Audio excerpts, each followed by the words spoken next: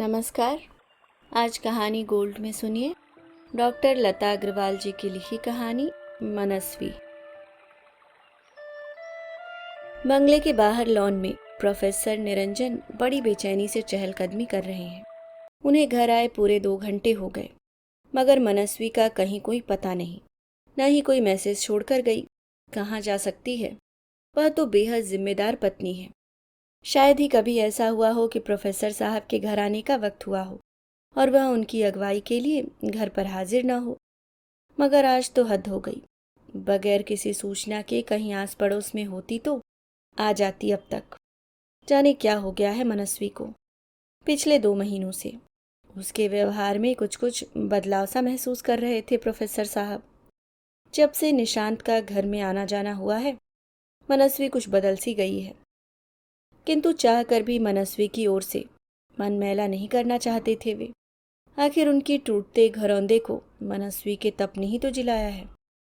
दर्शन शास्त्र के प्रोफेसर निरंजन ने जहाँ तक अपने जीवन दर्शन को पढ़ा है, जीवन उनकी नज़र में बेहद सरल और सहज है। कारण जीवन में कुछ ज़्यादा उतार चढ़ाव जो नहीं देखे उन्होंने। बचपन में पिता की आर्थिक स्थिति अच्छी थी, 2 भाई 1 बहन, छोटा परिवार। स्वभाव जैसी कोई चीज रही नहीं जीवन में। हंसता खेलता बचपन यूं ही गुजर गया। पढ़ाई पूरी होते ही कॉलेज में व्याख्याता की नौकरी मिल गई। पढ़ने में दिलचस्पी के रहते नौकरी के साथ ही पीएचडी कर ली। पैर पर खड़े होते ही माता पिता ने एक घरेलू पढ़ी लिखी लड़की देखकर विवाह कर दिया। सो जिंदगी की गाड़ी सही पटरी मिलते ही तेजी से दौड़ने लगी। पत्नी कुमुद उनके विचारों से सामंजस्य बैठाने वाली जो मिल गई। ईश्वर की कृपा से 2 फूल से कोमल बच्चे हो गए। बड़ा बेटा वंश और बेटी वंशिका का जन्म हुआ। पूरे 10 वर्षों तक जिंदगी की गाड़ी सरपट दौड़ी कि भाग्य का चक्र अचानक अपनी गति खो बैठा। पत्नी कुमुद दिल का दौरा पड़ने से चल बसी। प्रोफेसर साहब की हंसती खेलती दुनिया लुट गई। घर को मानो किसी की नजर लग गई। 9 वर्ष की वंशिका और 7 साल का वंश माँ के साए से महरूम हो गए। टूट गए थे प्रोफेसर साहब। क्या होगा अब? कैसे होगी परवरिश इन बच्चों की? महीने भर बहन रही पास, मगर सबके अपने घर संसार हैं। आखिर भारी दुख था, कोई कब तक साथ देता। और फिर भीड़ में रहने भर से भला कहीं दुखद स्मृतियों को भुलाया जा सकता है? अपने हिस्से का दुख तो इंसान को स्वयं ही भोगना होता है। 6 माह बीतते न बीतते परिवार के लोग जोर देने लगे, भैया निरंजन अब दूसरा ब्याह कर लो, उसके बगैर नहीं गुजारा। मगर प्रोफेसर साहब थे कि टालते जा रहे थे। दीदी कैसे कर लूं दूसरा ब्याह? प्यार में पले ये मेरे फूल से बच्चे, क्या दूजी माँ की आंखों में इतना प्यार और दुलार होगा इनके लिए? तुम क्यों निराशा की बात सोचते हो? जरूरी नहीं दुनिया में हर सौतेली माँ बुरी ही हो। और फिर हम है ना खोजेंगे कोई ऐसी लड़की जो घर बार के साथ साथ बच्चों को भी प्यार दे, संभाल दे। दीदी मान लो आपकी बात पर यकीन कर भी लूं, अच्छी माँ मिल भी गई तो क्या बच्चे माँ को स्वीकार कर पाएंगे? दरअसल विमाता का भय बच्चों से अधिक प्रोफेसर साहब को था। क्या उनके दूसरे ब्याह के बाद घर में वैसा सामंजस्य बैठ पाएगा जैसा कुमुद ने ढाला था? रही बात उनके वैधव्य की, तो वे सोचते मैं अपना मन तो भगवान की सेवा में लगा दूंगा, मगर बच्चों को कोई पीड़ा न उठाने दूंगा। यही सब सोच ही थी जो विवाह के लिए बाट टाल जाते। आखिर घर की जिम्मेवारियां सर पर तो आनी थी। भले ही घर में नौकर चाकर लगा दिए हों, मगर फिर भी नौकर की बात नौकर की होती है। ऐसे में घर की बाकी की जिम्मेदारी उनकी नन्ही नाजोपली बेटी वंशिका पर आ गई। प्रोफेसर साहब उसकी मदद करते, मगर कितनी। देखते देखते 2 वर्ष बीत गए। वे महसूस कर रहे थे कि उनकी अबोध बच्ची अपनी उम्र से कहीं अधिक और समय से पहले ही बड़ी हो गई है। वह बेचारी तो पापा का और घर भर का भरसा ख्याल रखती। सहेलियों के साथ खेलने की उम्र में नन्ही सी जान घर की जिम्मेदारियां निभा रही है। देखकर प्रोफेसर साहब का कलेजा मुंह को आ जाता। मन ही मन घुटते रहते प्रोफेसर साहब, क्या करें क्या न करें कि तभी बहन रामवती ने गांव का एक रिश्ता सुझाया। भैया लड़की चौथी 5वीं पास है, घर से बहुत करीब है। वक्त के थपेड़ों ने प्रोफेसर साहब को भी समझा दिया था कि बिना गृहिणी के घर चलाना कितना मुश्किल है। घर, नौकरी और बच्चों की जिम्मेदारी उठाना एक अकेले उनके बस की नहीं है। सो विचार कर बोले, दीदी क्या वे लोग तैयार हैं इस रिश्ते के लिए? हाँ हाँ, क्यों नहीं, सारी बात करके ही यहाँ आई हूँ। ऐसे घरों में माता पिता के लिए बेटी चिंता का कारण होती है। उनके लिए उनकी बेटी अच्छे घर चली जाए, इससे बढ़कर और बात क्या होगी। और फिर गरीब घर की लड़की है भैया, दब कर रहेगी, बच्चों को भी संभाल लेगी। अब मना मत करना भैया, अपने नहीं तो बच्चों के बारे में सोचो। और तुम्हारी भी अभी क्या उम्र है? 40 साल की उम्र भी कोई उम्र है? सारा जीवन पड़ा है सामने। हाँ बोल दो भैया। प्रोफेसर साहब ने सकारात्मक दृष्टि दिखाते हुए सोचा, गरीब घर की लड़की है तो निर्वाह कर ले शायद। फिर भी क्या उम्र होगी लड़की की दीदी? यही कोई 20-22 की होगी। उम्र तो बहुत कम है दीदी। अरे भैया, गरीब की बेटी की काहे की उम्र? और फिर गरीब है सो अच्छा खान पान पाएगी तो निभी रहेगी। किंतु प्रोफेसर साहब का दर्शन कह रहा था कि उम्र का यह फासला उचित न होगा।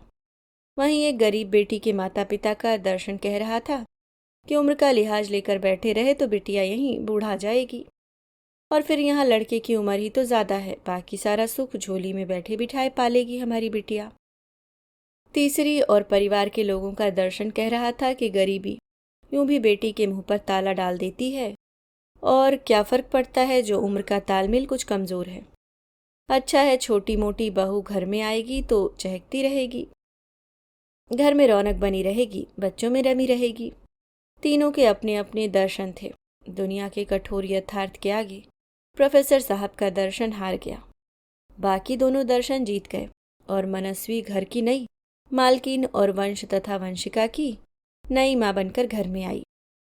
गांव की काम की हुई लड़की थी, सो घर गृहस्थी का काम जल्द ही संभाल लिया। वंशिका और वंश की जिम्मेदारी भी बहुत अच्छी तरह संभाल ली, और प्रोफेसर साहब की तीमारदारी में तो वह कोई कसर न रखती।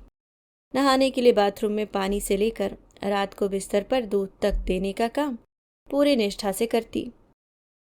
प्रोफेसर साहब तो मनस्वी को पाकर निहाल हो गए, और फिर उन्होंने भी अपनी ओर से मनस्वी के लिए कोई कसर बाकी न रखी।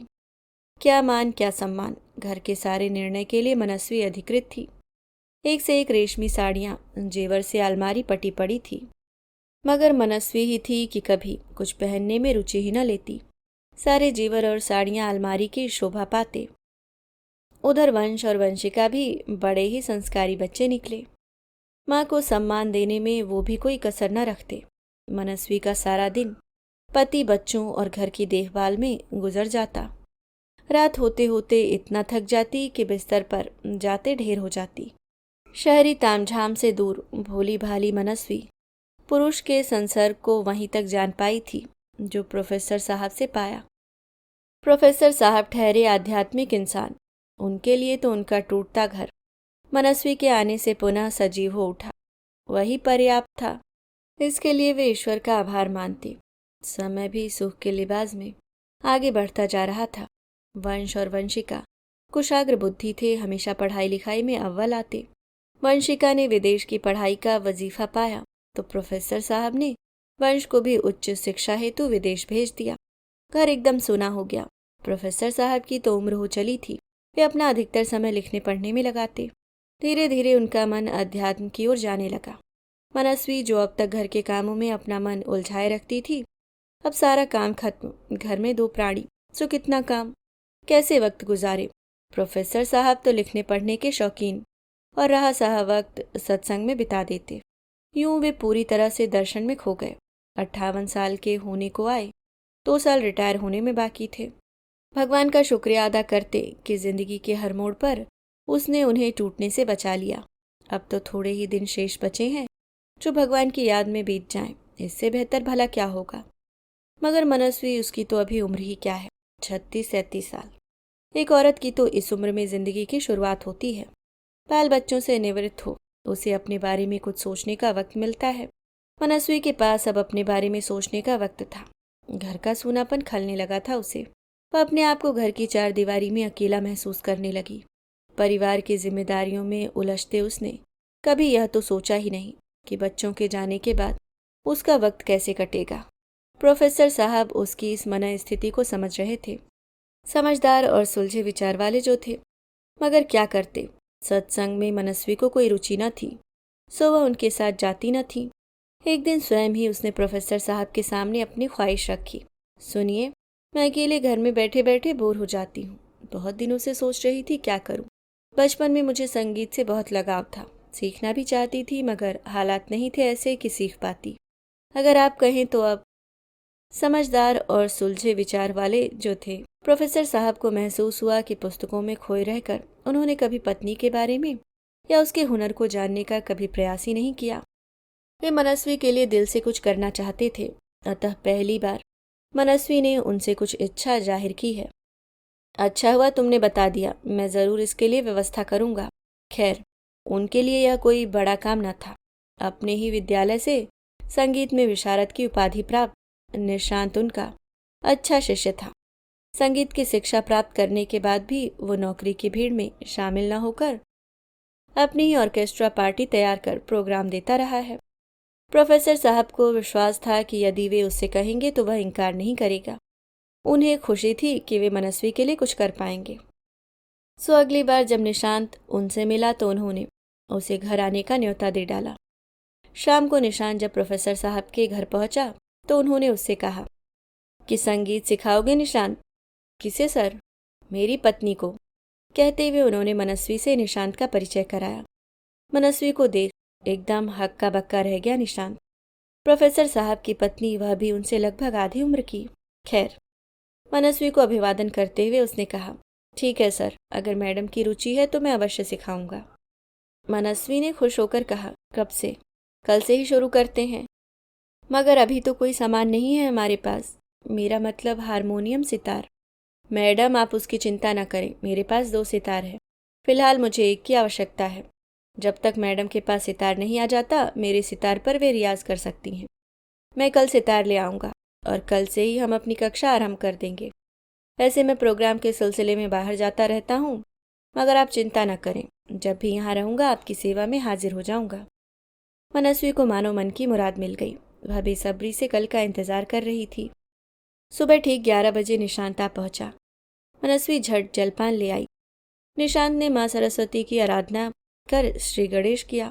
पहली ही बार में निशांत ने महसूस किया कि मनस्वी के कंठ में मिठास है, सुरों की पहचान भी अच्छी है, अच्छी गायिका के लक्षण हैं उसमें, अतः उसे भी सिखाने में रुचि बढ़ने लगी। अब जब भी निशांत को समय मिलता वह आकर मनस्वी को नए सुर और उनका रियाज बता जाता, जिसे वह बड़ी लगन से खाली समय में करती रहती। वक्त काटने का उसे अच्छा माध्यम मिल गया। एक दिन संगीत सीखते हुए मनस्वी ने निशांत से कहा, कभी अपनी पत्नी को भी लेकर आओ, उनसे पहचान होगी, अच्छा लगेगा। हंसते हुए निशांत ने कहा, मैडम अभी मेरा विवाह नहीं हुआ है। क्यों भला, क्या कोई पसंद नहीं आई या फिर? नहीं, ऐसी बात नहीं। दरअसल जीवन की आपाधापी में कभी ध्यान ही नहीं गया इस ओर।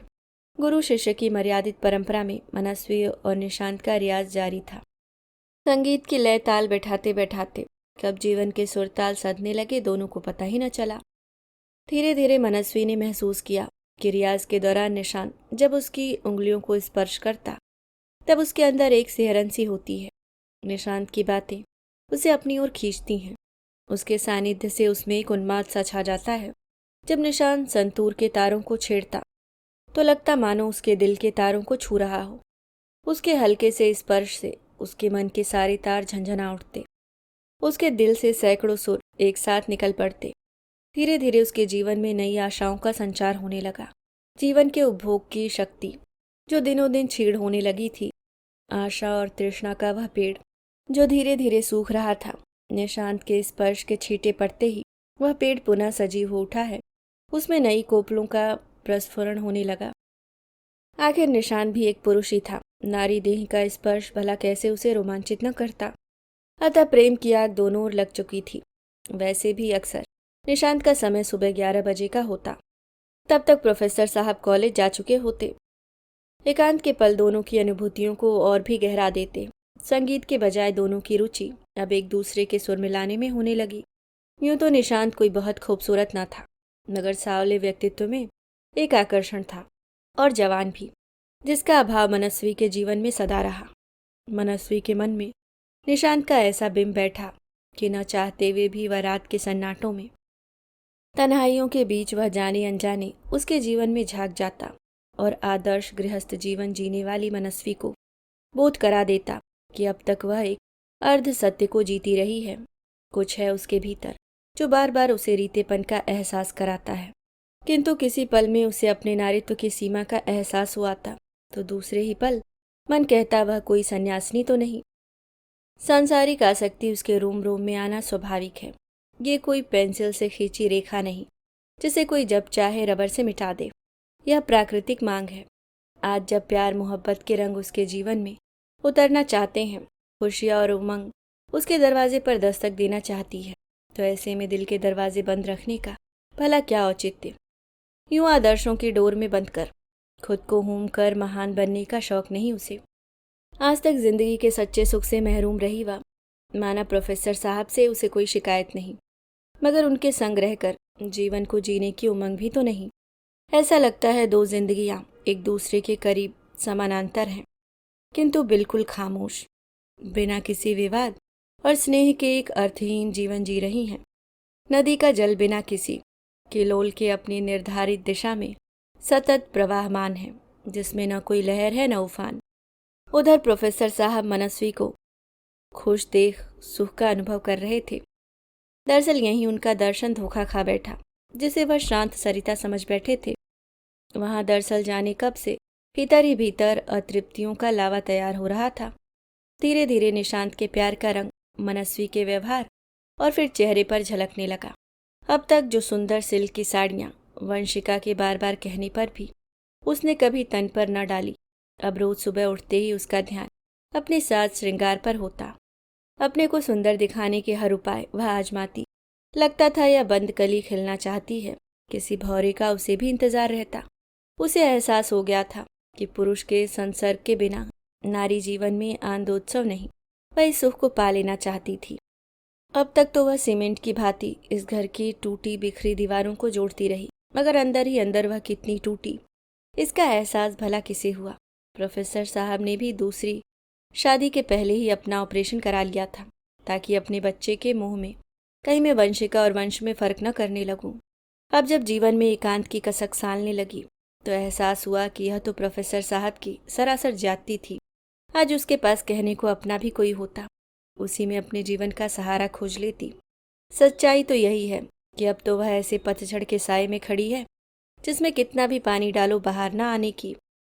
बस इसी सोच से दोनों के बीच एक अनकही खामोशी सी व्याप्त होने लगी। दोनों के बीच लंबा फासला खिंचता जा रहा था। रात आती मगर दोनों के बीच से यूं ही खामोश गुजर जाती। देखने को पलंग पर दो शरीर पास पास लेटे हैं, मगर उनके बीच अनंत दूरी है। ऐसे में मनस्वी के अंदर की औरत चाहती कोई हो जिसके कांधे पर सर रख वह अपनी पीड़ा व्यक्त कर सके, कोई प्यार से उसे सहलाए, बाहों में लिटाए, मगर कौन। प्रोफेसर साहब तो गहरी नींद के आगोश में समा चुके होते। मनस्वी के मन की वेदना सिसकियों में उमड़ पड़ती। वह आंचल को मुंह में दबाए आंखों से धार धार आंसू बहाती, मगर अफसोस वहां उसके आंसू का मोल करने वाला कोई न होता। खुद ही खरीदती खुद ही बेचती। ऐसे में निशांत का आना उसके लिए उत्सव से कम न होता। परिवार के प्रति कर्तव्यों के जिस बंधन ने अब तक मनस्वी को बांध रखा था, वह निशांत के प्रेम और प्रणय के आगे कुछ ढीले पड़ते जा रहे थे। आग दोनों बराबर लगी थी। एक दिन वह भी आया जब मनस्वी ने अपने आप को निशांत को समर्पित कर दिया। एक दूसरे के स्पर्श से दोनों के भीतर धधकती जिस्मानी आग ने उन्हें समाज की मर्यादाओं को भुलाने पर विवश कर दिया। वास्तव में उस दिन मनस्वी पुरुष संसर्ग के सही सुख को जान पाई। अब तक तो वह केवल संस्कारों के निर्वाह में पति की सहचरी रही थी। पुरुष के सानिध्य से आया उसके यौवन में परिवर्तन प्रोफेसर साहब को भी कुछ कुछ आभास दे रहा था। आखिर पढ़े लिखे तजुर्बेकार दर्शन शास्त्री जो थे, मगर वे बगैर किसी आधार के मनस्वी के चरित्र को धूमिल करना नहीं चाहते थे। आखिर उसने उन्हें और उनके परिवार को अब तक कभी शिकायत का कोई अवसर नहीं दिया। आज वही मनस्वी न जाने कब से घर पर बगैर बताए जाने कहाँ गई है। प्रोफेसर साहब की चिंता बढ़ने लगी। मन तरह तरह की शंका से घिरने लगा। तभी निशांत का टू व्हीलर आकर रुका, जिसके पिछली सीट से मनस्वी उतरी। उसके चेहरे पर कहीं संकोच या ग्लानि का भाव न था। निशांत मनस्वी को छोड़कर चला गया। प्रोफेसर साहब ने राहत की सांस ली। मनस्वी के चेहरे पर न घबराहट थी, न चोरी पकड़े जाने का भय। प्रोफेसर साहब कुछ कहना चाहकर भी हिम्मत न कर पाए। मनस्वी का आत्मविश्वास देख उनका विश्वास डगमगा गया। कहीं उनका अंदाजा गलत हुआ तो। वहीं आज मनस्वी मन में निश्चय कर चुकी थी कि वह किसी तरह अपने मन की बात प्रोफेसर साहब को कह देगी, कुछ नहीं छिपाएगी। उनसे वो चाहे अपनाए या सजा दे सह लेगी। किंतु घर के कामों से निवृत्त हो जब वह कमरे में पहुंची, यह क्या, प्रोफेसर साहब तो सो चुके। वह काफी देर तक प्रोफेसर साहब का चेहरा गौर से देखती रही। कितने निश्चल शांत, अपनी जिंदगी में चल रहे भूचाल से बेखबर। शायद मुझ पर बहुत भरोसा करते हैं, इसलिए कोई बुरा ख्याल नहीं आया उनके मन में। ये विश्वास ही है, वरना प्रोफेसर साहब जैसा पढ़ा लिखा व्यक्ति, जिन्होंने जीवन दर्शन पर कई किताबें न केवल पढ़ी हैं बल्कि स्वयं लिखी भी हैं, फिर खुद ही अपने सवालों के मकड़जाल में उलझने लगी। अगर ऐसा है तो उन्हें जीवन के इस पहलू का भी ज्ञान होना चाहिए ना। क्या वो नहीं जानते कि जीवन में नारी को अच्छा पहनने, खाने के अलावा और भी तृष्णा होती है।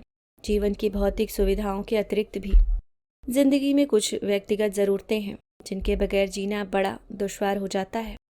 छी, कैसी बेहयाई की बात है। कैसे कह पाऊंगी यह सब प्रोफेसर साहब को। बहुत सम्मान करती हूँ उनका, परिवार के किसी बुजुर्ग की भांति। हाँ, बुजुर्ग ही तो, पति से एक बार निकटता भी होती है, मगर उसके और प्रोफेसर साहब के बीच वह निकटता कभी आ ही नहीं सकी। वह तो पढ़ी लिखी भी नहीं कि भावनाओं को शब्दों का लिबास पहना सके। फिर कैसे मन की बात क्या आज भी न कह पाऊंगी। कैसे कह दे, सम्मान जो करती है उनका, मगर क्या हो भीतर की नारी का जो न जाने क्यों बगावत पर आमादा है। ये वही प्रोफेसर साहब हैं जिनके लिए तू हर करवा चौथ पर लंबी उम्र की दुआ मांगती आई है, जिन्होंने तुझे समाज में मान सम्मान दिया, कोख का सुख न सही मगर दो प्यारे और आदर्श बच्चों की माँ होने का गौरव दिया। हाँ, तो मैंने भी तन मन से अपना फर्ज निभाया है, फिर मैं कहाँ इनकार करती हूँ। मेरे जीवन में उनका जो स्थान है वहाँ तक कोई नहीं पहुँच सकता, मगर इस मन का क्या करूँ जो कुछ पल निशांत के साथ रहना चाहता है। उससे मिलकर मेरे जीवन में एक नई चेतना आई है। जिंदगी को अब निकट से जाना है मैंने। कहते हैं प्यार एक एहसास है जो भावनाओं से उपजता है, ना ही वह दस्तक देकर आता है, ना ही उसकी कोई उम्र होती है। वह जीवन के किसी मोड़ पर हो सकता है। मैंने भी यह सब कुछ जानबूझकर नहीं किया, बस हो गया। मेरे जीवन में भी यह 40 पार होते होते आया है। वह भी पहला पहला प्यार जिसे एक स्त्री हर हाल में पा लेना चाहती है। मैं जीवन के ये खास पल अपने आंचल में समेट लेना चाहती हूँ। हम दोनों एक दूसरे के काफ़ी करीब आ चुके हैं। यह बात नहीं कि उसे अपने स्त्री धर्म का एहसास नहीं, मगर विवश थी अपने भीतर की वो औरत। क्या करे उसका, जो कभी तो उसे संस्कारों का स्मरण करा उस पर ग्लानि की चादर डाल देती है, तो कभी अपने अधूरे एहसासों का बोध करा छलती है उसे। ऊपर से एक मन है कि जीवन के सफर में कुछ पल हम सफर निशांत को बनाना चाहता है। उफ, कितना उलझ कर रह गई है जिंदगी। कभी सोचती क्या होगा जब प्रोफेसर साहब को और समाज को पता चलेगा। बेचारे प्रोफेसर साहब, शायद उन जैसा व्यक्ति इस जिल्लत को सह न पाए। और नहीं, उसके सामने खड़ा उसका अपना ही अक्स उसे आईना दिखाता। हाँ मनस्वी, ये दूसरा पहलू है। अगर भगवान न करे प्रोफेसर साहब को कुछ हो गया तो वे बच्चे जिन्होंने तुम्हें माँ का दर्जा दिया, क्या अपनाएंगे तुम्हें? वो समाज जो अब तक तुम्हें प्रोफेसर साहब की ब्याहता के रूप में सम्मान देता आया है, तुम्हें स्वीकार कर पाएगा? स्वयं तुम्हारे माता पिता तुम्हारी इस हरकत पर क्या समाज को मुंह दिखाने के काबिल रह पाएंगे? फिर वो निशांत जिसे तुम अच्छी तरह जानती भी नहीं, उसके लिए तुम ये कदम उठाना चाह रही हो। कहीं उसका वो प्यार, वो अपनापन कुछ पल का जुनून निकला तो वो भी तुम्हें छोड़ जाएगा। उसके जीवन में संभव है कोई और औरत आ जाए, शायद पत्नी। तो फिर क्या होगा तेरा? अचानक कई सवालों ने घेर लिया मनस्वी को। चाहकर भी वह इन गुत्थियों से निकल नहीं पा रही थी। एक भारतीय पत्नी का दायित्व, उसके संस्कार रह रह कर उसे कटघरे में ले जाते, जहां से उसे कोई रास्ता अपने मनोकूल नजर न आ रहा था। आखिर खूंटे से बंधी गाय ही तो है वह। जिस तरह गाय के लिए दूसरा खूंटा नहीं होता, उसकी रस्सी में सिर्फ उतनी ही गुंजाइश रखी जाती है जिससे कि वह अपने खंबे के इर्द गिर्द घूम सके, उसी तरह औरत के लिए भी कोई दूसरा खूंटा नहीं। खूंटा तोड़ने वाली गाय को आवारा मवेशी की संज्ञा दी जाती है। वो भी तो उस समाज का हिस्सा है जहां समाज ने उसके लिए एक चौखट तय कर रखी है, और एक नारी के लिए इस चौखट को लांघना असंभव नहीं तो इतना आसान भी नहीं है। कम से कम उसमें तो वो हिम्मत नहीं रात देर तक मनस्वी अपने सवालों के जवाब खोजती रही। जाने कब आंख लगी, नई सुबह का नया सूरज खिड़की से झांक रहा था। दूध वाले की घंटी का स्वर सुनकर मनस्वी फौरन उठी और दूध का बर्तन लेने रसोई की ओर चल दी। देखा प्रोफेसर साहब पहले से ही दूध की पतीली लिए खड़े हैं। रात देर तक जागती रही हो, शायद इसलिए सोचा कुछ देर और सोने दूं। हाँ, कुछ समय के लिए आंख लग गई थी, मगर अब मैं जाग गई हूँ। आप बैठिए, मैं चाय बना लाती हूँ। अभी आप सुन रहे थे डॉक्टर लता अग्रवाल जी की लिखी कहानी मनस्वी।